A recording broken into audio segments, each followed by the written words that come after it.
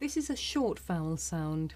It's pronounced and to make this sound you just relax your mouth. You try. Listen and repeat. And again.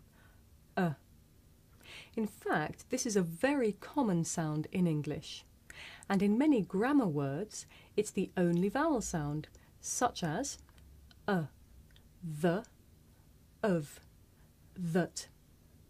Let's practice these. Listen and repeat. The, of, that. Now you also get this sound in many words of more than one syllable. Listen. About, common, standard, butter. Let's practice.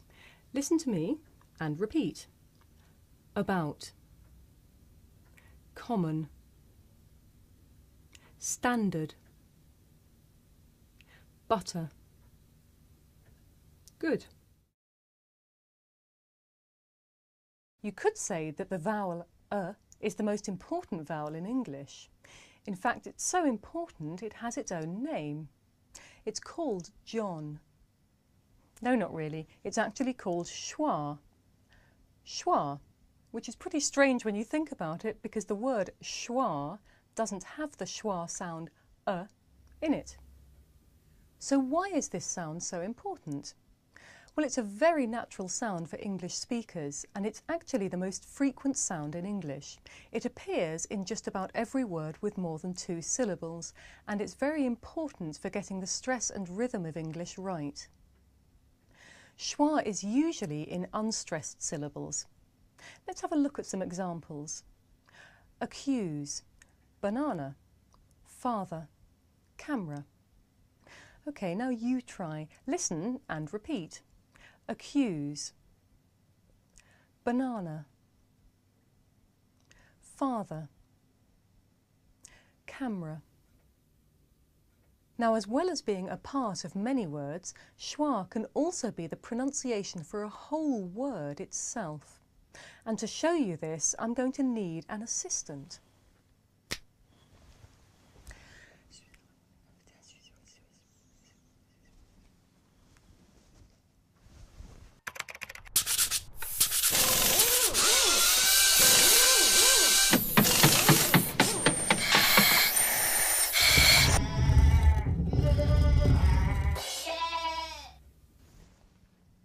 A cup of tea.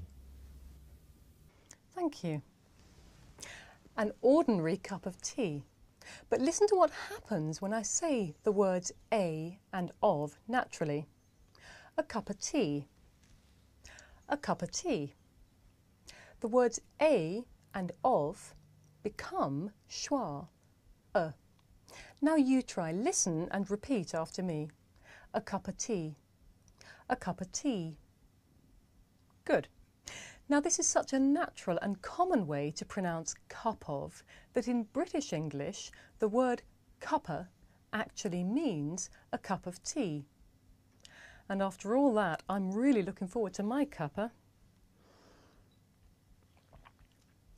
Actually, what I really fancy is a piece of cake.